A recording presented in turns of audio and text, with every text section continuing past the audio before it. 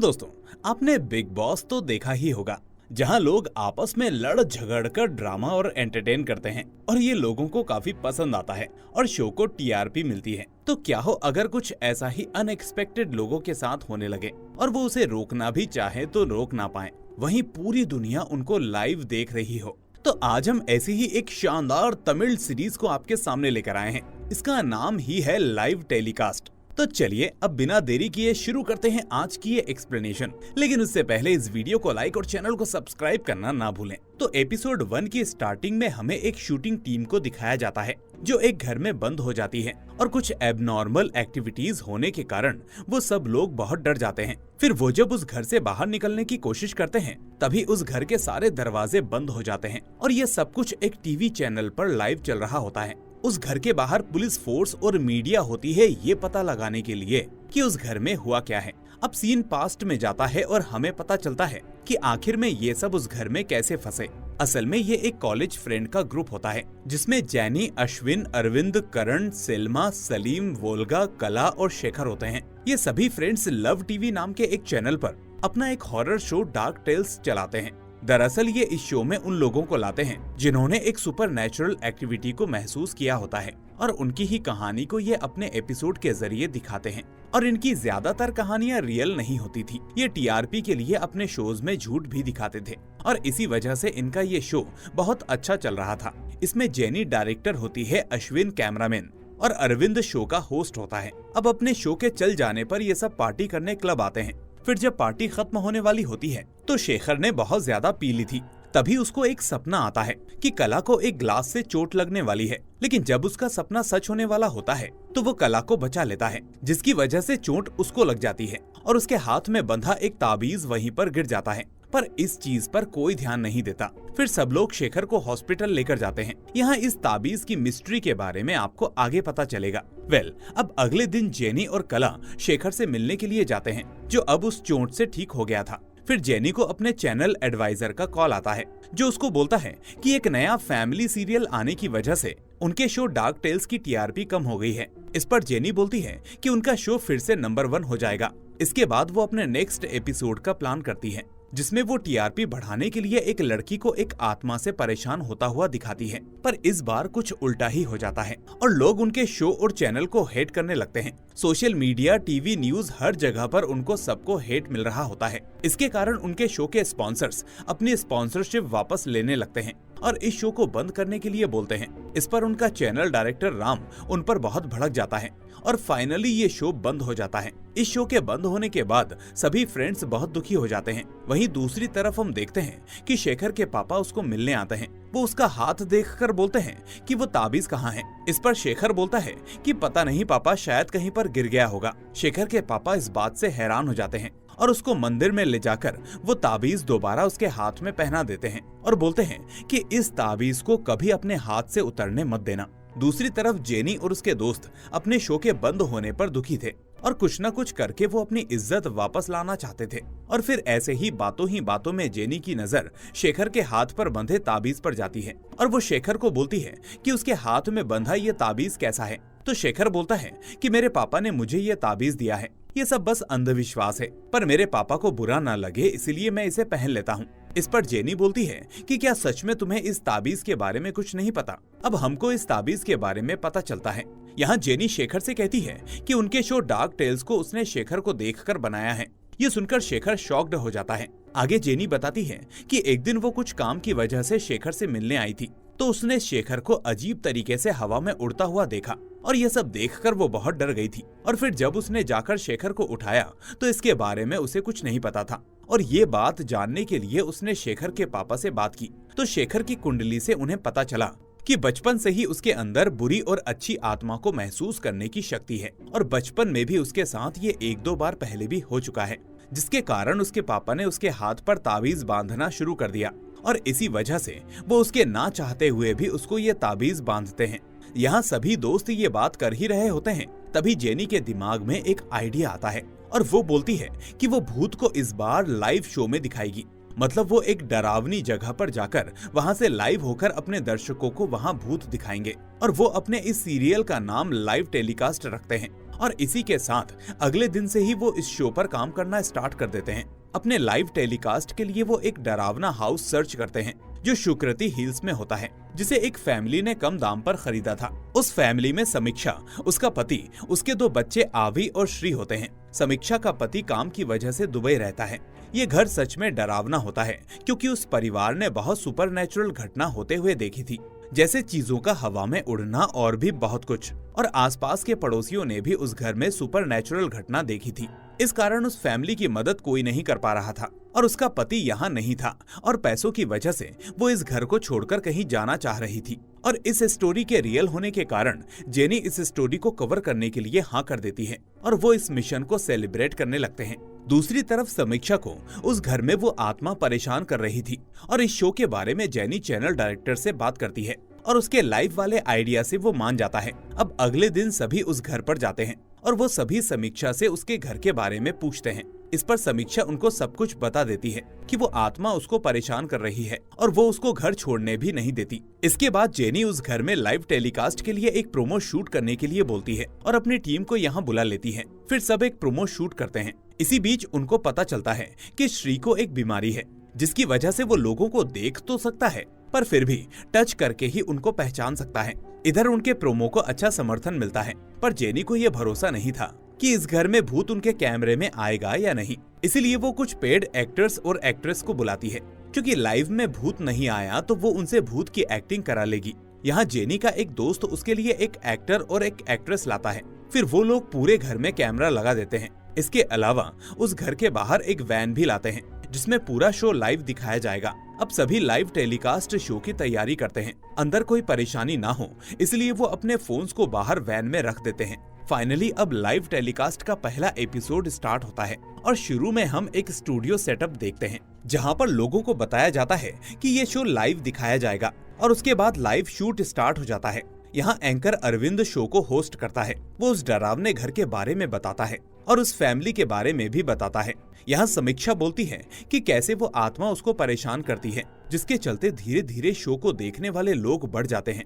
अब ज्यादा अच्छा करने के लिए अरविंद भूत को बुलाने की एक्टिंग कर रहा होता है और वो भूत को सिग्नल देने को बोलता है पर कुछ नहीं होता। वहीं भूत के सिग्नल नहीं देने से जेनी अपने लाइव व्यूअर्स को खोना नहीं चाहती थी, इसलिए वो शेखर को लाइव लिंक करवाती है और उसे बर्तन गिराने को बोलती है। वहीं अरविंद भी एक्टिंग करने लगता है कि जैसे असली भूत ही ये सब कर रहा हो और फिर उनके पेड एक्टर्स और एक्ट्रेस पीछे से भूत बनकर निकलते हैं। फिलहाल उनका शो सही चल रहा होता है तभी कोई अरविंद के मुंह पर चांटा मारता है और सभी सोचते हैं कि ये उनके पेड एक्टर्स ने किया है, पर वो थोड़ा और टाइम लेने के लिए बीच में एक ऐड करवाते हैं और तभी वो पेड एक्टर बोलता है कि मैंने अरविंद को नहीं मारा, पर उसकी बात कोई नहीं मानता। अब शो फिर से लाइव जाता है और फिर से वो खुद ही लाइव स्ट्रीमिंग करवाते हैं और अपने उन्हीं एक्टर्स और एक्ट्रेस से भूत की एक्टिंग करवाते हैं। लेकिन इस बार उनके पेड एक्टर को सच में एक आत्मा वश में कर लेती है और वो हवा में उड़ने लगता है और तभी उसका गला पूरी तरह से उल्टा घूम जाता है और वो नीचे गिर जाता है जिसकी वजह से उसकी वहीं पर मौत हो जाती है। अब ये सीन देखते ही सबके छक्के छूट जाते हैं और सारी एक्टिंग डर में बदल जाती है क्योंकि अभी तक उनको ये सब झूठ लग रहा था, पर अब सच में एक आदमी की मौत हो चुकी थी और वहीं ये सब लाइव भी चल रहा था जिसको सब देख रहे थे। और ऐसे लाइव एक्टर की मृत्यु होने से उनके चैनल की टीआरपी बहुत बढ़ जाती है।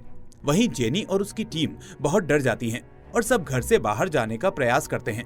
और ये वही सीन है जो हमने सीरीज की स्टार्टिंग में देखा था। फिर सारे दरवाजे अपने आप बंद हो जाते हैं और जेनी बाहर वैन से कांटेक्ट करने का प्रयास करती है पर कांटेक्ट नहीं हो पाता और फिर वो अंदर ही फंस जाते हैं।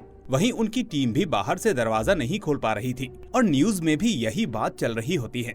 इधर कला इस सब का जिम्मेदार जेनी को बताती है क्योंकि उसके आइडिया के कारण ही ये सब फंस गए थे। वो बोलती है कि जेनी ने कुछ तो यहाँ ऐसा देखा था जिसके कारण वो यहाँ पर शूटिंग करने के लिए मानी। तभी जेनी बोलती है कि उसने पहले दिन ही इस घर में एक आत्मा देखी थी, पर उसने ये बात किसी को नहीं बताई क्योंकि अगर वो बताती तो कोई भी उसके साथ यहाँ शूट नहीं करता।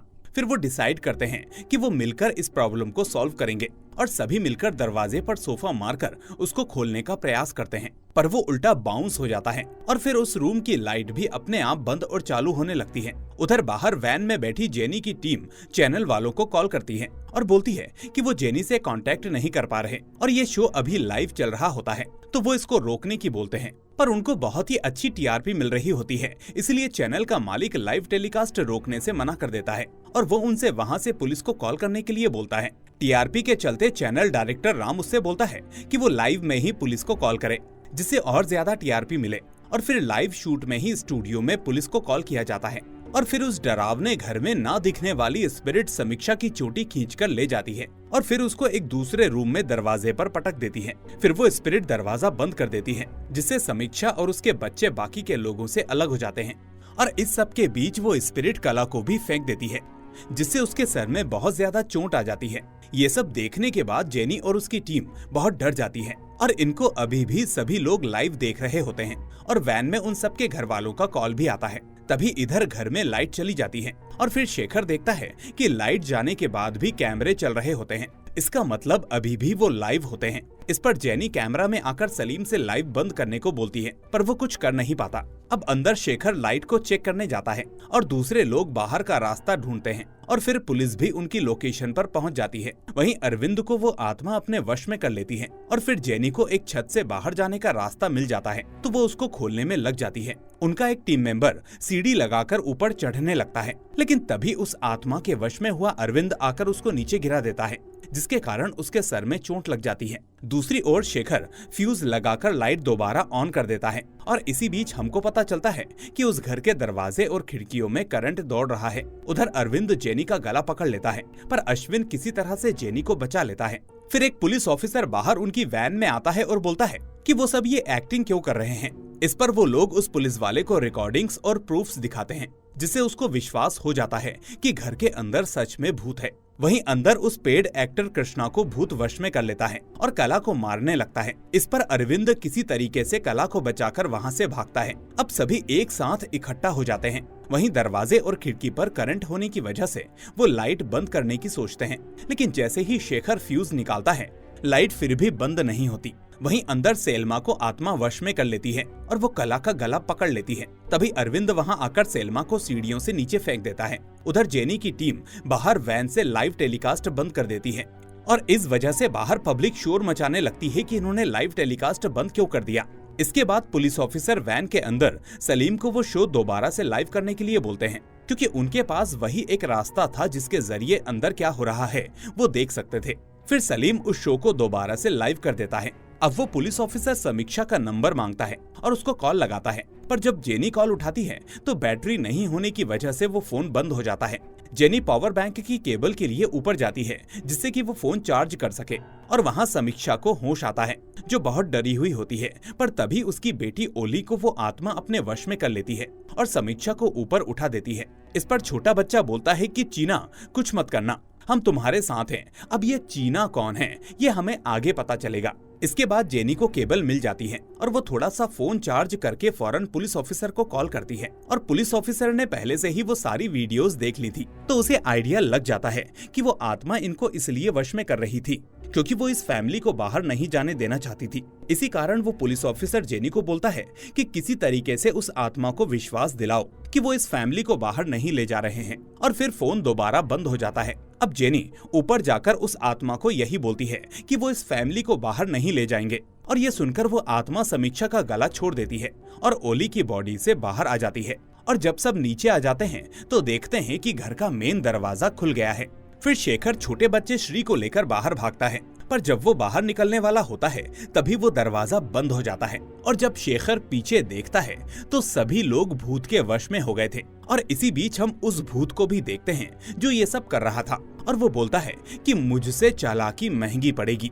इसके बाद सभी लोग बेहोश हो जाते हैं। फिर शेखर को ऊपर से आवाज आती है और वो देखता है कि समीक्षा भी मिसिंग थी। शेखर ऊपर जाकर देखता है तो समीक्षा हवा में उड़ रही थी और वो एक खतरनाक आवाज में बोलती है कि मुझे धोखा देने की कोशिश क्यों की, मैं तुम सबको मार दूंगा। फिर वो नीचे गिर जाती है और उसकी भी मृत्यु हो जाती है। फिर हम उस भूत को देखते हैं जो शेखर को वश में करने की कोशिश करता है, पर उस ताबीज के कारण वो ये नहीं कर पाता। फिर वो भूत जेनी और कला का गला पकड़ लेती है। अब क्योंकि शेखर में भूत पर अटैक करने की शक्ति थी, तो वो ताबीज खोल देता है और फिर उसके वश में हो जाता है। शेखर उसको बोलता है कि वो उस भूत को अपने अंदर फील कर सकता है और वो अपने फ्रेंड्स को अपने पास आने से मना करता है और सबको बाहर जाने को बोलता है। फिर शेखर को वो आत्मा वश में कर लेती है और वो उस बच्चे श्री को लेकर अपने आप को एक रूम में बंद कर देता है और फिर भूत के वश में हुआ शेखर श्री के साथ खेलने लगता है।